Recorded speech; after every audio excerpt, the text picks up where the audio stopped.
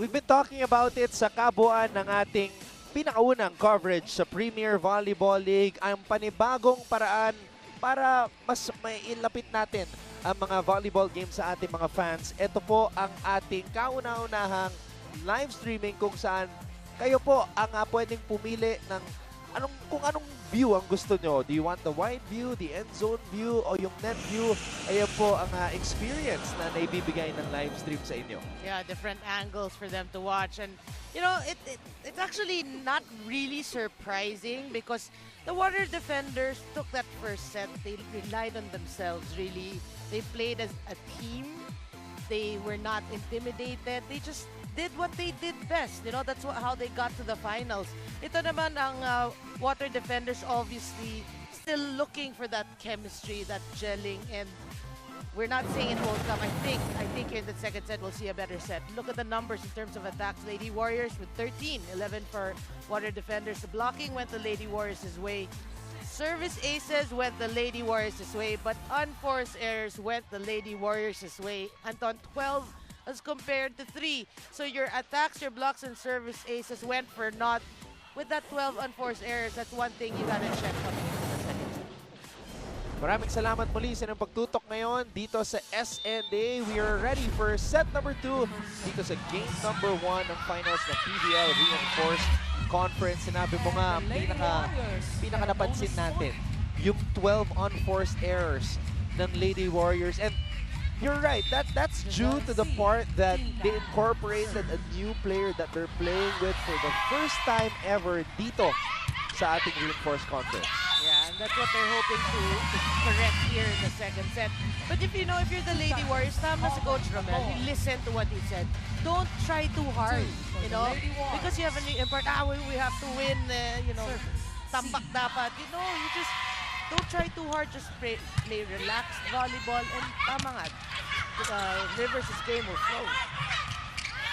And nakita naman natin na Marine kung gaano ka-supportive ang kanyang mga teammates. They even chanted Go Crystal during that huddle na ating napanood.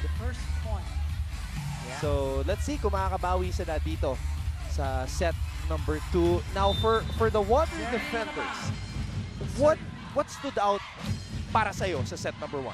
Sa akin, the biggest difference was they just played their game. What we saw in the semifinals, they didn't change anything. Diba?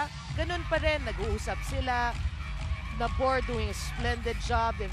Everybody contributing. That's why, diba, we kept saying it. Water Defenders, team effort yan. Ganun pa rin. They stuck to their game plan.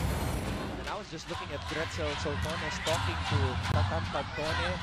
And she seemed very confident, but this could be a bad sign para sa Water Defenders as Crystal Rivers getting a nice kill, and she's showing us her athleticism. I'm sure you know Coach Roger. Alam na he's not here in this situation for the first time. I'm sure the Water Defenders have prepared themselves for the coming of Rivers. The coming. Parang ano yan, Apocalypse? Parang ganun no? Armageddon, Armageddon. De, pero props to Gretzel Soltones and Coach Roger Goreev. They believe that they earned the right to be here in the finals. Sila ang numero 1 kupunan sa preliminary round 7 and 3. They feel that they're capable of slaying the juggernaut. And yeah, rightfully so, and that's why they're playing well. Ayan naman si Coach Romel Abella with... I like that scene right there because Coach Romel Abella was a libero during his playing years with UST in the UAP, and he was just talking to one of the best liberos we've ever seen in the UAP, Melissa Gohing, a 4-time UAP champion. Of course, he knows the importance of reception. All right, let's go back to Angelique Manto. Good evening po sa lahat ng mga kapamilya nating nanonood dito sa PVL on ABS-CBN. Alam nyo, aside from being the most decorated player here in the V-League, Jeng Dolly uses this experience as the ate of the Water Defenders to refocus the team every game and to revive them every time they lose para nga daw nung Game 2 nila sa semifinals. Pero hindi niya naman kailangan madalas gawin yun dahil sabi nga niya sa akin, she is very confident about the water defenders. Dahil sa lahat daw ng mga naging koponan niya dito sa V-League, she can say that the water defenders are different because they are all experienced. Ipinapamalas niya nga din yung pagiging ate niya in other several ways. The lighter one would be cooking some Thai food for her teammates, pero the most would have to be her playing through the pain she is feeling. Antonio Norina, ikwento niya nga sa akin yung iniinda niyang right shoulder injury na nagsimula pa daw nung elimination rounds nila nung natalo sila sa Power Smashers, at pinakamasakit daw yung right shoulder niya nung unang game nila nung semifinals. Pero now she reassured me na the pain ceased, especially as of the moment as she is going all out for the water defenders today. Antonio Marin. Maraming salamat, Angelique. And what stood out for me was yung cooking ni Boli, because I love Thai food. Me too. Mapunta nga sa mga practices nila. No, but seriously, Boli has been through a lot in the game. And I'm sure this is not the first time na naglaro siya na meron siyang iniindang sakit. And players know how to, as we see her score right there, they know how to channel their energies to put up a good performance in the actual game.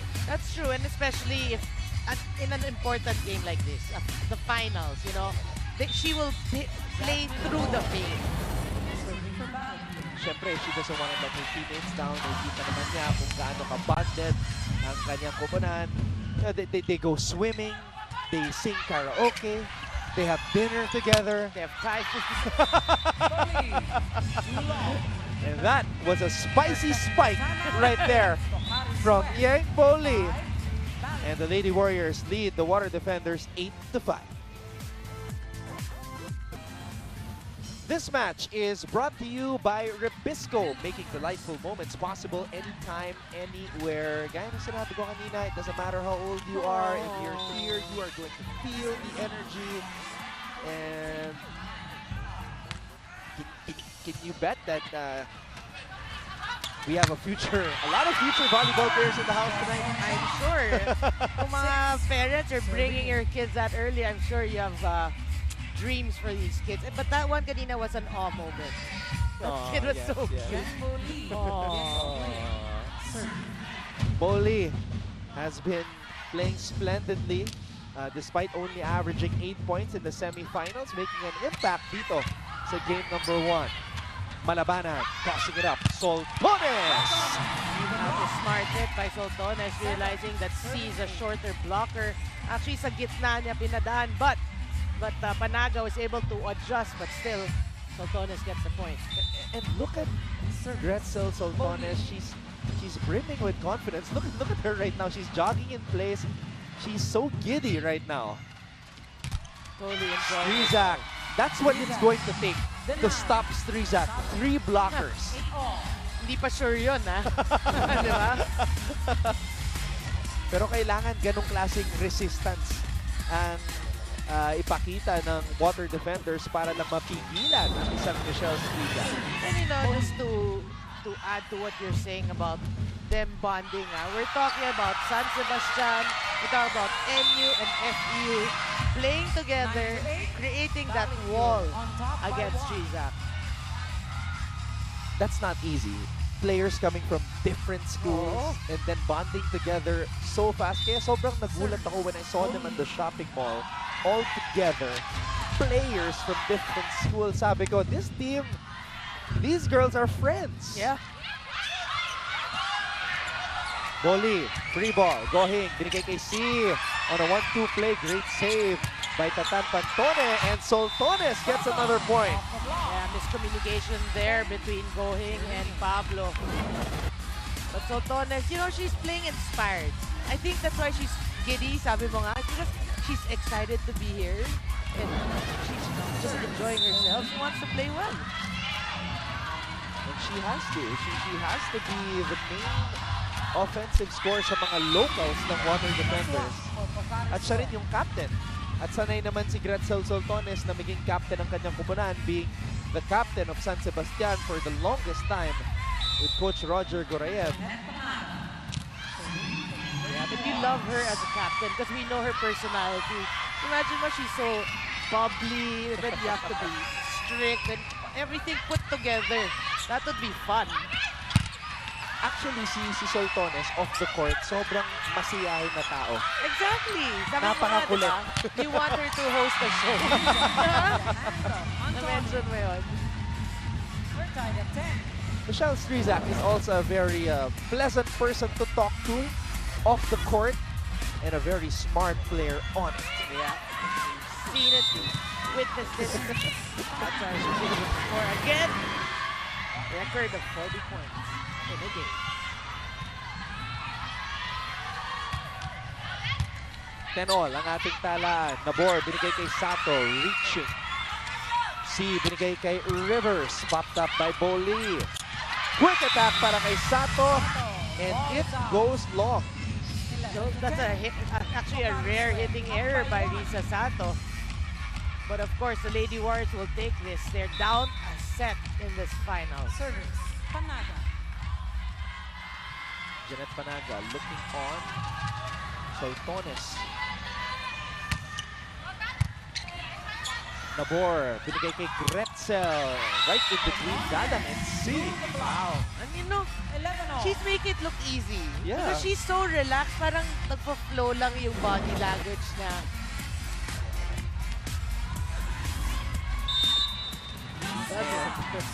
And the dance craze continues. Ano kaya song yun? Yung beat na yun. Eh, kanina, puro party sounds yung pinapatugtog ni DJ Jams eh. Puro, ano ba yun? Techno sound? Tanuin natin si Angela King. See, oh, that is way short for Giselle. Attack the set at 12. That's not like Giselle, who's always been consistent in terms of serving. Nakagulat nga yun. Malabana. Malabanan. As we see Jenny Kelly, who was receiving a lot of instructions from Coach Roger Gorayev earlier. Samantala, Rivers gets the point para sa kanyang kubunan. At lamang na naman ang Lady Warriors as we see Adina Selimovic, who is out with a injured hamstring but still cheering on her squad. Yeah, with Shola Alvarez, whom I spoke to with the back problems as well. Selimovic in her debut, which was against the Water Defenders, had 24 points. Wow. So that was the first time the reinforcements played actually para sa Lady Warriors when Selimovic and Strizak played. Strizak only had 16 points in that match against the Lady Warriors, a match that they won in 5 sets. So how many games was she able to play? 2. Okay. 2. Against Bali Pure, naka-24 siya. Against the Cool Smashers, naka-15 siya. Dalawa lang. Sayang eh, no? Oo. Pero nandito pa rin, nakakatuwa. Still supporting as we see Pablo score. Pablo again kept saying, or he keeps saying, playing like an import. And today, he is not disappointing us. Nabor. Oh! Jasmine Nabor with her craftiness again. Pablo, nakaabang si Jasmine. Giselle, binigay kay Crystal. And Crystal Rivers showing us that power. You know, if you look at that attack by Rivers, you gotta see here. You gotta see the way umatras siya to take the spike, to hit this. Naga, ang bilis. That's how, you know, those who want to learn how to play volleyball, and those who want to play volleyball, that's how you should be when you prepare yourself. Dapat mabilis, hindi yung nanood ka lang. Are you staring to me or walk? Ito talagang bilis. She is the all-time kills leader for the Alabama Crimson Tide. Sweet home. So, I mean, you're the best player of your school. I mean, that's you. Huge credentials. Jenny Keddy. Steady Jenny. I like to call her Steady Jenny because, you know, she doesn't go too high, doesn't go too low. She's just there in the middle, very steady. Yeah. Para sa kanyang kuburan, 20 points per match. Very consistent. Talaga alam mong go-to player as well. And a sharp serve, an ace We did for not, Jenny Keddy. we did not jinx her there. Nope. Ace pa nga eh, okay? And Eliza Eroa. Yes. Jarel Singh. Aiko Urdas. Yes. Yes. Sayaw pa more. Yes, you are on national television. Back set for Rivers. Crystal Rivers is starting to get her rhythm. And the Lady Warriors are on top against the Water Defenders 16-15. Hi Giselle, ako si Sheila Colasito. May dream place ka bang gustong puntahan? At sino ang iyong gustong kasama? Thank you!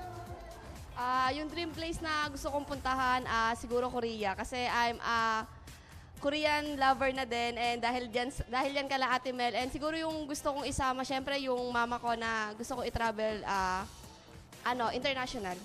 Thank you. Oh, si Angelique sumingit pa sa huling bahagi ng interview. Siyempre. Oh, Bali turning back the clock. Perfect. I love what he just said. Wow. Goosebumps. You know, for those who have been fans of the V-League years back, Foley has been a household name. Then you see her do that, parang it brings back time. Sato, binigay dito kay Nabor. Back set for Malabanan. Strizak was there. See to Rivers again. Corner pocket. 17-16. Sabi nga ni Coach, don't force it. Be patient. Your game will come. There it is. It's coming out. See the coming na, tama eh.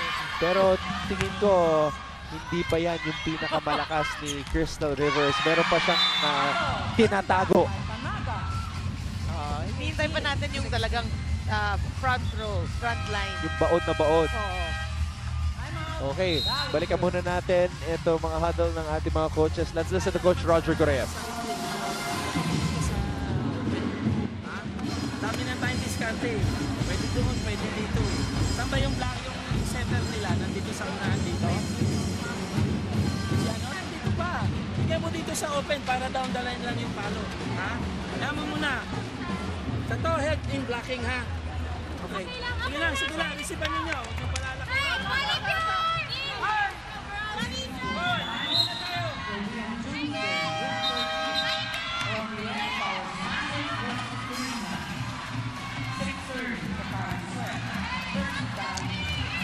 On the right, we see the president of Pocari Sweat, Shinichi Suzuki. He was also here when they won the championship last season. Yung dalawang championships. Yung reinforced, pati yung open. You gotta love really the support ng mga team owners, team managers. Ibang klase talaga. Kaya nakakatuwa na makita na nandito pa rin, nananatili ang suporta nila sa ating mga volleyballista. As we see, Strizak, Soltones was there, Bo Lee, Gohing, see, back to Michelle Strizak. Soltones showing us that he's definitely a two-way player. See, back to Rivers, straight to the net. Not that time. You know, had that ball gone in, I would say, ano to, angat nyo lang, papaluin ni Rivers. And we see Laura Shout chatting it up with Billy Capistrano and Zihar Vashon. It seems like a very enjoyable conversation. And Laura is obviously in a good mood dahil they won in straight sets kontra sa Power Smashers sa kanilang best of 3 battle for third kanina. Yeah, and we gotta mention also, no, if this game, this match for first, no, just goes two matches, and then nag-tie ang Full Smashers and Power Smashers, the winner will be determined by a FIVB ranking or point system. Off the hand of Saba. So syempre, kung ikaw ay miyembro ng Cool Smashers, gusto mong manalo na sa game number 2. Sa darating na Martes. Saka na-witness naman natin, Anton, here in this conference, hindi ka pwedeng relax eh. The other team will really just roll over you. Kung akala mong tapos na ang serye, aba, nagkakamali po kayo. Samantala, Dato, off the hand of Panada. hindi na naihabol ni Myla Pablo ang bola. why a coach will always say, try to get it, go down, bend, and get it, then get it from the top. C. Quick attack para dito kay Dadang. Sato binigay kay Soltones. And Soltones, oh, she has been her NCAA self dito sa game number 1 ng finals. Water defender. Go extra movement. It's coming to you. Put it up. Alright? Put it high. Hey! We still up one. Just to break the momentum. Call this time out. Alright? But we need a good pass. Coming after the timeout, we need a good pass. Alright? Swing away. Right? Okay lang. Right in the middle. If you see a seam, right in the middle, then hit there. The libero is waiting for you. Alright? High and short. Of course, we have Kong, Direct Lino Cayetano, the mother of Phil, Johan Kainglet, and of course, Baby Ino.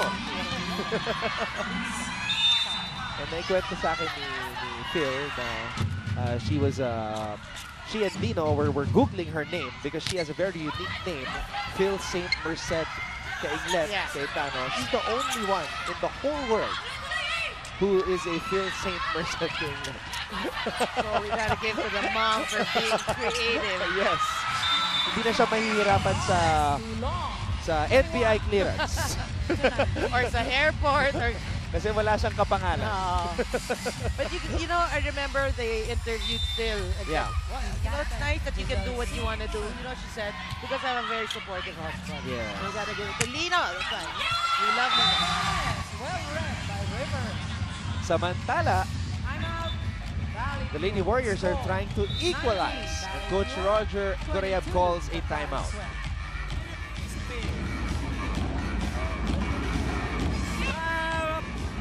Nagmamadali kayo eh. Do not play smart volleyball eh. Parang pag binigay, palo lang. Tingnan nyo na yung black eh. Nag-rotate na sila eh. Wala na yung maliit doon eh.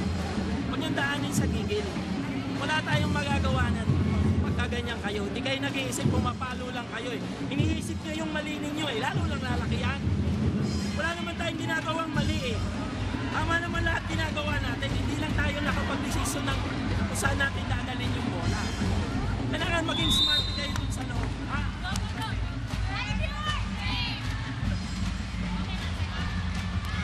At ayan po ang ating live stream team. Once again, Billy Capistrano, Z Herbacio, and Laura Shout from the Cool Smashers. And, you know, the past week, Tuesday and Thursday, I was watching the matches via live stream on my cell phone. I was at the office at ABS-CBN at pinanood ko yung fifth set. At nakita ko nga yung very thrilling na panalo ng Water Defenders kontra sa Cool Smashers. That was Tuesday. Yeah, kaya nga we keep saying, walang excuse. Lots of angles, lots of means to watch the game. Rivers. Now, one thing I noticed nung pinapanood ko yung mga highlights niya, yung mga balikat nitong si Rivers tuwing siya ay tumatalon, lagpas na sa net. Sa Olympics lang natin napapanood yun. Kerry. Rivers. Pablo. Boli. Regalo para kay Dadang, but Jasmine Abor was there. Very smart play there by Jasmine. Really anticipated well, did not leave that ball. That's a regalo, pero hindi. She went for it, for that block, and she gets that kill block. Jasmine Abor showing us her intelligence as a young volleyball player. Dadang. Abor. Keddy. Back set para kay Boli. Nakabang si Dadang at si Rivers. Boli na naman. C. Pops it up. Gohing. Great pass to Pablo, but could not get it over the net. 22. Well, the ref calls it a legit block. Don't look now. Just 1 point.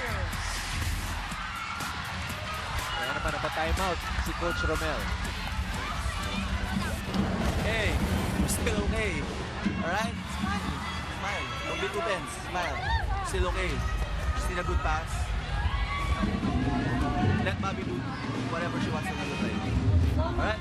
But most important thing is we get a good pass. If you get the set, swing away. Alright? Swing confidently. Alright?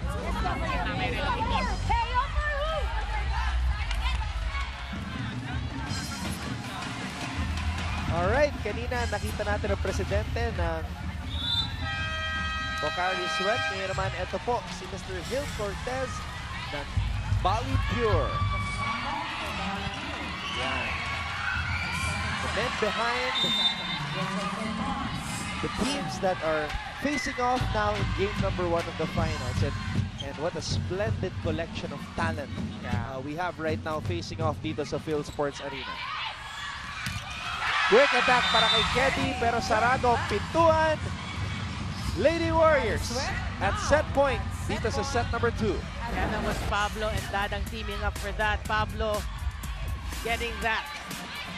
So, you know, that's why we said also, you gotta love the contribution ng mga locals natin. These are really precious points.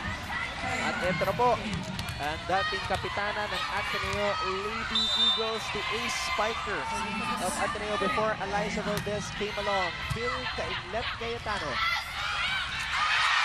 Jeanette Panaga is able to get the power dip, and we are tied at 1 set apiece. Panoorin natin muli. The former best blocker of the NCAA, the former team captain of the CSB Lady Blazers, Jeanette Panaga, tying things up at 1 set apiece. Magbabalik po kami para sa set number 3. Ito po ang game number 1 ng finals ng Premier Volleyball League Reinforced Conference dito lang sa SND.